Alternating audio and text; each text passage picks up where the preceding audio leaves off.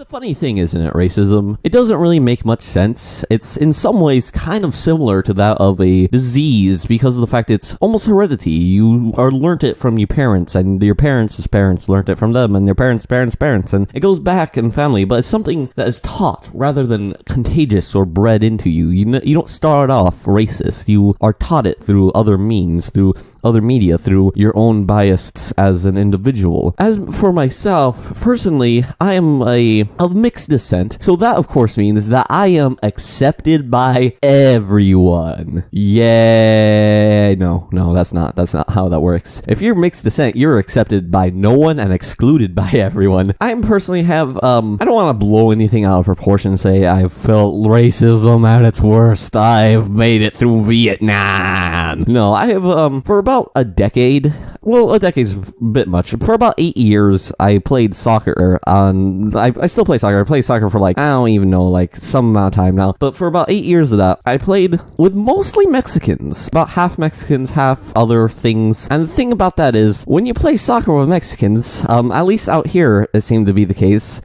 they really did not think anything of the, not Mexican kids. And basically, the whiter you were, the less you could play soccer, and the less worthy you were to be on the field. And the more Mexican you were, the better player you were automatically, and the more likely you were to make it into the cool kids club. So I had to deal with that a lot because I was the pseudo leader of the defense. By that I mean I was the de facto leader of the defense, and really I clash heads with people of different ideologies than me quite easily, and especially people who are hurting others. I don't deal well with bullies because of the fact I send them to the hospital if I see them doing shit. And yeah, so things escalate a lot, and there's a couple situations. There's one in particular which is a funny story, which not so funny, at the time, but in retrospect. This one kid was talking so much smack after so much had happened that I knew if it was a couple weeks earlier, I would have probably fought him because of the fact I was a little bit less mature. A lot had happened. I had hurt my leg, and I just had to do a lot of thinking about that, and I was a bit different than just what I was a couple weeks ago, and I realized if I had started something because of the positioning, because of where we were, if I had punched him, his head easily could have fallen back onto some cement, and he could have died. And that's like a realization of human life is in my hands right now, and that's pretty good. It makes me feel empowered. So I'm not unacquainted with it, but it's never really bothered me personally. So I have to basically prove myself every single day to you people over and over and over and over again, and no matter how badly I beat you, and no matter how well I do, I'm never as good as you guys are simply because of your skin pigmentation. That's great. That's 10 out of 10 entertainment there. Personally, it doesn't affect me. Of course, when it affected other people, it affected me. When I saw them either bullying or ganging up on, the less good players who happened to not be Mexican. If you were a good player and you were Mexican, you're fine. But if you weren't Mexican and you weren't good, you should have watched out. And, when that happened, things would escalate. But it's not really affected me. Of course, I walk down the street and, a white cop will look at me and just be like, he just tenses up and just he just watches me walk down the street. And I just have to go, officer, I'm white. It's okay. And he's like, oh, I'm so sorry, sir. I'm so sorry, laddie. I'm so sorry. I thought you weren't white. And I thought, oh, if you weren't white, I was about to pull out my gun and shoot you. But, you're fine. You're white. Here's $100. Here's $100. Go to the white kids club. Go to the white kids club. And, so that's something to deal with. And I never really understood it. I don't know if I ever will understand racism because of the standpoint of it doesn't make a lot of sense, especially with the definition of the word of racism, which of course doesn't apply to us at all. There is no race difference between an Asian person and a Spanish person. There isn't a race difference. That's literally the same thing as two twins having identical features, two identical twins, except for the fact one has blue eyes, one has brown eyes. That's the only difference. It's not a difference between race. Actual race is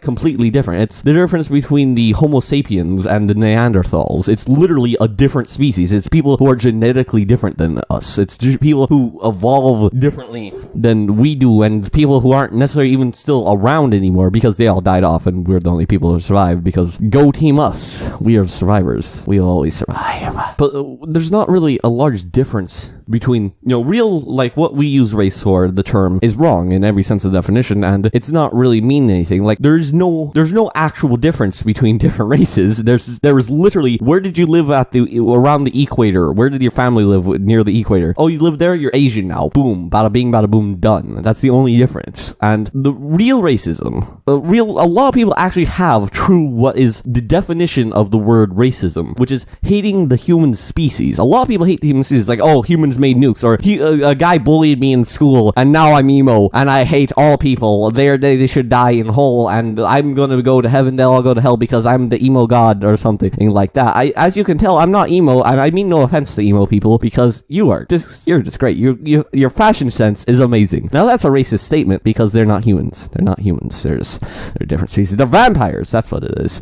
Again, not meaning to offend anyone. Or am I? That's the thing. You'll never know. But real racism, is that even necessarily a bad thing? Is it a bad thing to think of humans as just terrible, horrible, or horrendous? And I'm unsure about that. I personally believe that violence and war is kind of in our DNA, but I also believe that war isn't inherently a bad thing, and violence is definitely not inherently a bad thing. It's what comes from those things which is bad. The fact that people get hurt, the fact that people get killed, that's bad, but the act itself is more of a sport than anything. It's more so people testing their might, and there's nothing wrong with that to me. It's what can come from that. It's when someone takes it over the line, or when something bad happens. But in really any sport, something bad can happen. Even playing chess, you could break your wrist just placing on pieces. Like, oh no, my wrist! And you get up, and you just end up tripping over yourself from the pain, and you fall, and you break your neck in half, and you're just done. You can no longer play chess ever again. And that's the risk you take when you play sports. We were talking about racism, weren't we? Mid-rant. Yes, that was what that was. Okay then. But is true racism even bad? If we go back to my favorite show, Hunter x Hunter, I know, the greatest example, a Chinese cartoon is just what I use as my primary sources of examples.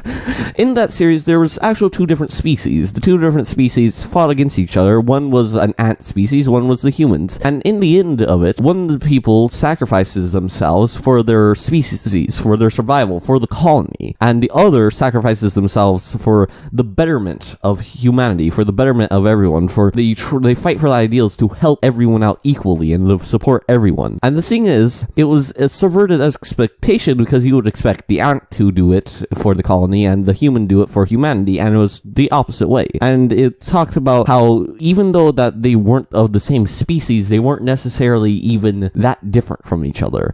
That if Neanderthals were still around, would they be that different? Would their big foreheads really weigh them down that much that they wouldn't be able to be exactly equal to us in almost every way, if not better than us? And that's a question that I put forward. Is real, actual, factual racism a bad thing? And I have to say, it 100% is. I don't really think there's a way to deny that it's a bad thing. Hating people is never good. Disliking people for how they're born is never good. Saying, I hate all bugs because they're bugs. Saying, I hate all dogs because they're dogs. That's not good. That's not it's terrible. It's a terrible thing. It brings you down and it brings others down. And it's just not a way of peace or love or any of those things that make me want to hurl but are important. But really, even after all that, even after all those things, you can't just say, I hate all humans because, well, we built nukes and we could kill each other, but then we'd be killing each other rather than other people. And then what does that mean? What does that say? Are we not individuals? Is killing each other not the same as killing ourselves? And if it is the same, then you're saying we're not individuals.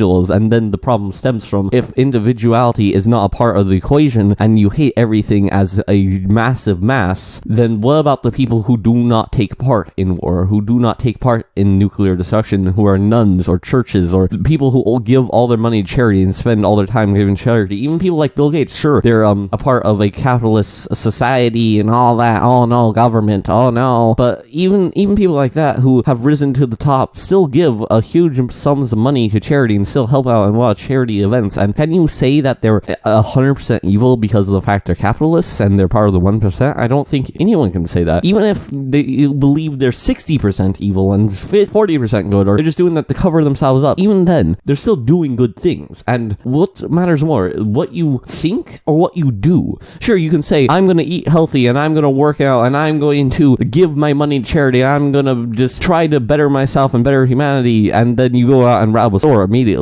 and gun down some people. It doesn't matter what you thought or what you said, it's what you do that matters. And a lot of people have nothing to do with actual atrocities that humanity has put forward. So by all means, racism, even in its truest form, doesn't make any sense and brings people down and is combining groups of people together and taking away individuality and is condemning all of a species for part of it, saying that one bad apple ruins the entire bunch wholeheartedly without any exceptions and that no one could ever possibly be good. And even if you believe that, even if you believe no human being could possibly be good, what about the human beings that defy your expectations? What about a person that came along that is literally like the second coming of Jesus? Oh my gosh, he's just the greatest person ever. Whoa. And even if you're not religious, even if you don't even know who Jesus is, just someone can come along and completely defy all exceptions of reality. Your entire perception of reality can be completely changed by a singular person doing something extraordinary. So even in that subtext, even in the context of everyone is terrible, what about the chance that person comes along who isn't terrible? And isn't that worthy enough of a cause to not be racist, to, in the truest sense of the form, or to not go against humanity or other forms of species? Like, even if you hate a species, like such as spiders, there's a lot of species that have cures to diseases. There's a lot of things that you find in rare, almost extinct plants that can cure certain forms of cancer. And those things are going extinct because we're wiping them out. And that's not good, generally. That's generally bad. And who's to say that something like that can't come from humans? Who's to say that we can't make something that is necessary for the survival of not just maybe us, but maybe of others, maybe other species, maybe of our entire planet, maybe of our entire universe? Maybe we come up with a black hole generator that ends up stopping another black hole, and it's like a black hole versus black hole boxing match, and in the end we survive because of it, and the universe isn't destroyed.